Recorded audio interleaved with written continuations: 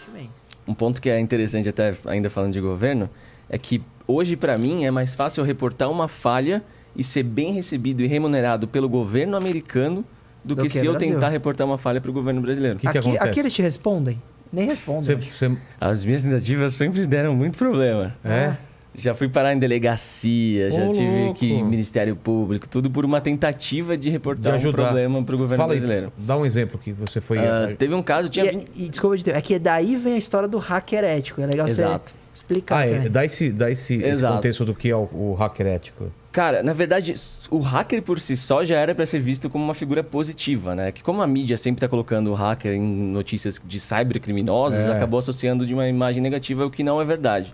Então, por isso que eu sempre fico reforçando hacker ético, porque senão, só de falar de hacker, muita gente já me associaria como um criminoso. Mas a figura do hacker ético, do hacker, né?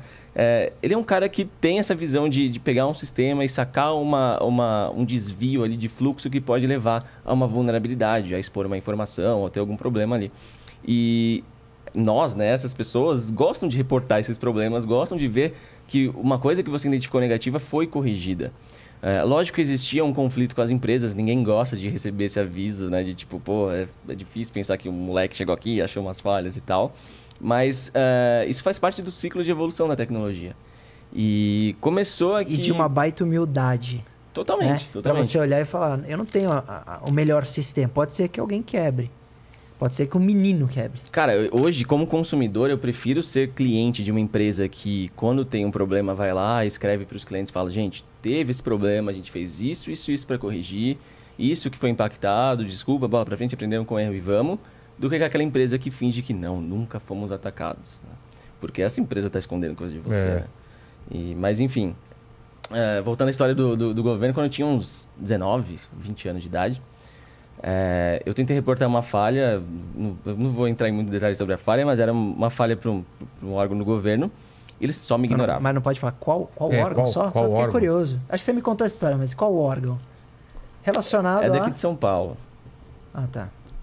Não pode falar? Eu prefiro não, porque foi uma encheção de saco na minha vida que eu prefiro não dar margem para ficarem... Eu vou te falar por que foi encheção de saco. Eu fui lá e eu estava estudando uma tecnologia que era usada por esse órgão e estava tendo falha disso no mundo inteiro. E falei, pô, os caras daqui, será que eles fizeram algo diferente? E achei uma matéria deles na mídia falando, não, aqui não tem esse problema porque a gente fez tal e tal coisa diferente. Falei, porra, da hora, tipo, deixa eu ver. E aí eu fui ver... Não tinham feito? Não tinha. Tinha até uma pequena mudadinha ali para não falar que não tinha nada, mas dava para explorar ainda um problema bem, bem sério. Tentei reportar, mandei e-mail lá para vários e-mails desse órgão, ninguém me respondeu. E aí eu falei com um cara do Estadão, que era amigo meu na época, e ele falou, cara, eu posso tentar pedir um comentário para a assessoria de imprensa, né? Que pelo menos eles vão ter que responder alguma coisa pra gente. Eles vão te receber pelo menos, porque até então não tinha nenhuma mínima resposta. Falei, pô, legal. É uma resposta padrão. Nada, ignorado. E assim, não é que eu tô falando, tipo, contrata meu serviço. Não, eu queria, tipo, oi, eu tenho uma pesquisa, tenho uma vulnerabilidade, eu queria saber o melhor jeito de eu reportar pra vocês o que eu entendi aqui de problema. É isso, nunca cobrei, porque se eu estivesse cobrando, beleza, claro. Estou extorquindo os caras, mas não é o caso. Até porque é variável, né? Programa Bug Bounty, você envia a falha que você achou e eles avaliam qual seria o nível crítico ali de falha para aí sim calcular qual a sua remuneração.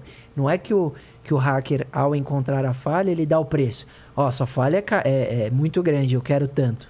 Isso quando existe um programa de Bug Bounty, né? Então, por isso que eu estava falando que é mais fácil eu reportar para o governo americano. Porque o governo americano tem um programa oficial de que se você tem uma falha...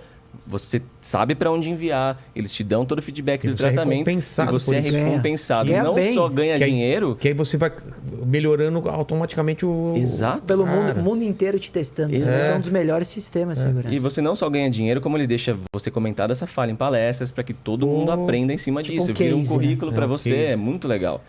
Todo mundo ganha. Não, e a gente tá falando de remuneração de 20, 30 mil dólares. Com o dólar a 6, mais de 100 mil reais por encontrar uma falha. Então esse foi um movimento que tornou mais amigável a relação... Bug Bounty? Chama Bug Bounty. Tipo, um programa de recompensa. Mas voltando ao caso lá, no Brasil aqui... é programa de recompensa, né? Isso, é um programa de recompensa. Por que a história do bug...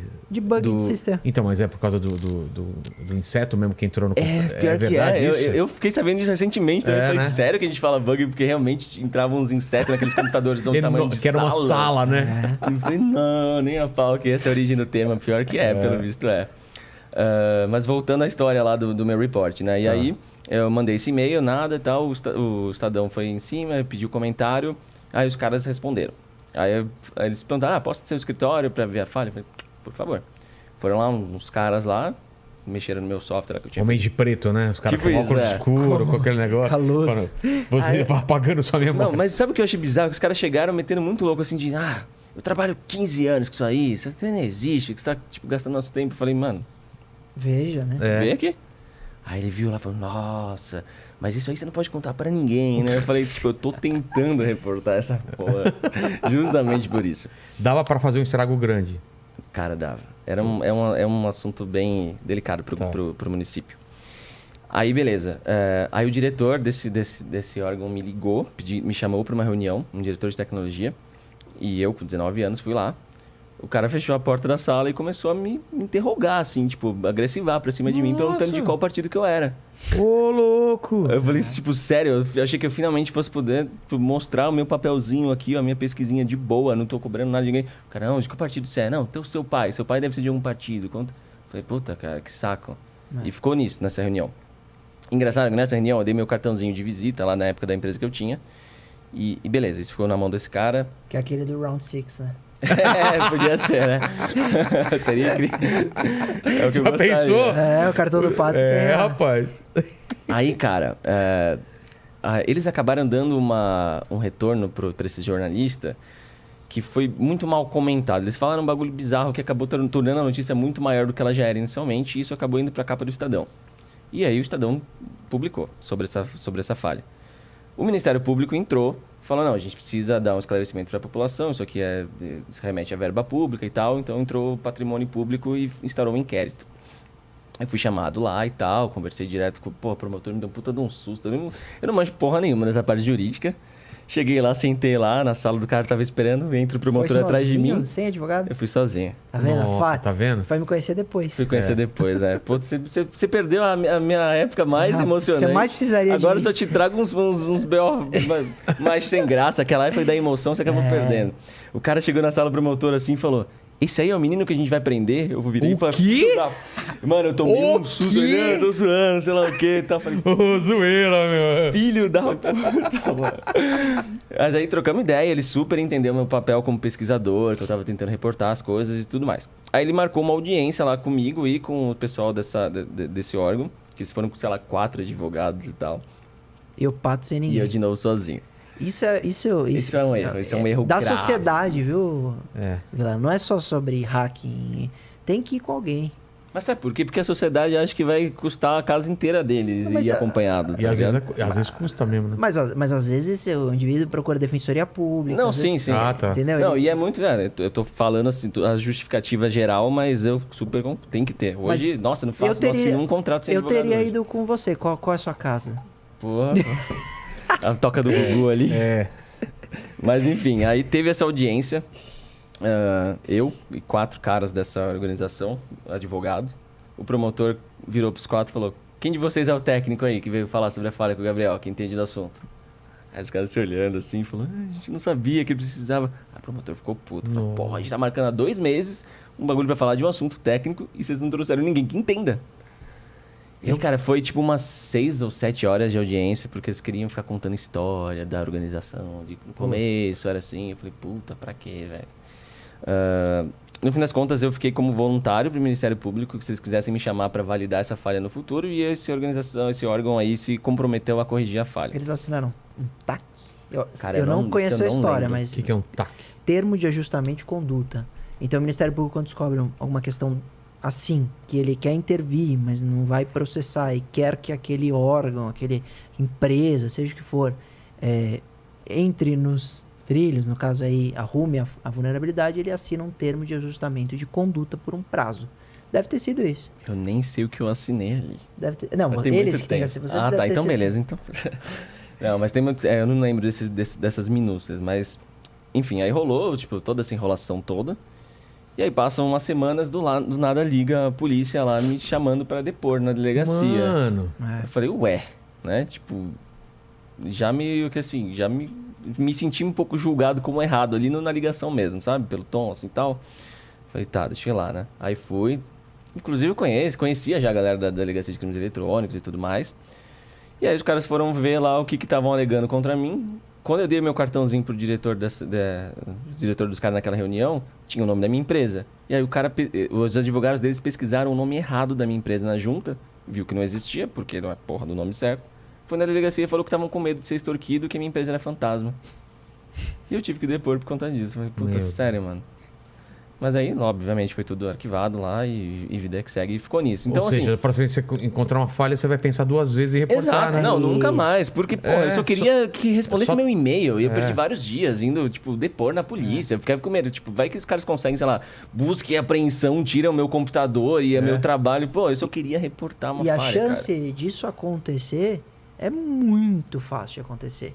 Porque se há um empenho da parte que está acusando ou provocando a investigação e muda-se os fatos, né? Fala, não, ele é hacker conhecido, já invadiu tal coisa, tá, e monta uma história, para ele sofrer uma busca e apreensão, não seria difícil. E essa situação é interessante, porque mostra exatamente como um país ou seus agentes que ainda encaram dessa forma uma análise de fraude que deveria ser um presente. Eu já falei isso pra ele, a gente gravou junto, falei, isso é um presente. Quando o indivíduo liga pra sua empresa e fala, olha, eu sou um hacker ético, pesquisador, e eu encontrei uma falha, a empresa deve falar, por favor, nos mande. Claro. Porque senão você tem uma vulnerabilidade que vai ser aproveitada por um criminoso de má fé e não um hacker, como a atividade do Pato, e vai ter um problemão. Vai ter um problema com vazamento de dados, com a indisponibilidade do sistema e etc. Mas não. A tendência é que agora vem mudando. Principalmente as empresas privadas, né? O público ainda está engatinhando, está difícil. Mas aí eles vão falar, puxa, vale a pena ter atenção. Vale a pena abrir um setor para eles comunicarem. Vale a pena pagar. Porque interessa também para aquele que encontrou me apresentar a falha. Ele está trabalhando de graça, né? Porque quando ele pesquisa a falha, você está testando o sistema daquela empresa sem cobrar nada. E quando você encontra uma falha, a empresa não está só ganhando a correção do problema pontual, mas eles vão poder olhar todo o histórico, todos os procedimentos deles e entenderem como todos os procedimentos anteriores falharam para aquela falha ter ido para o ar. Então é um valor imenso o reporte de uma falha, né? E você vê o contraste interessante do governo brasileiro versus como é lá fora. Eu tenho uma falha que eu reportei para o Facebook, né? Que eu ganhei $10 mil de recompensa. O que era? E era um problema nas lives que eu podia transmitir os viewers de uma live para uma outra, do nada. Legal assim. pra caramba. Olha só. Sabe que na Twitch também tem aquele lance de quando você encerra, você faz o gank, né? Que é o host, né? Que você transmite seus vídeos. Fala, galera, fica com meu amigo aí que tá online e tal. Entendi. Então eu conseguia ativar isso em qualquer live que estava em execução sem ter nenhum controle sobre essa live. Então eu tirava os viewers dela. Ele conseguiria roubar os telespectadores de uma live e colocar numa outra que ele quisesse. Uma outra de meu controle, loucura. E aí, pô, reportei isso, foi corrigido super rápido, ganhei $10 mil de recompensa. E calhou depois de um tempo, teve um evento aqui no Brasil que eu acabei conhecendo um dos engenheiros gringos do Face que trabalha nesse componente que eu achei a falha. Coincidência. E o cara ficou super feliz de me conhecer, falou, nossa, por favor, continua buscando falha lá, que da hora que você tá aí ajudando a gente. Olha. Você vê, tipo, o cara não ficou tipo, vão me responsabilizar porque o código era meu e eu cometi um vacilo. A galera sabe que, porra, a tecnologia tá sempre em evolução, sempre vão acontecer falhas, né?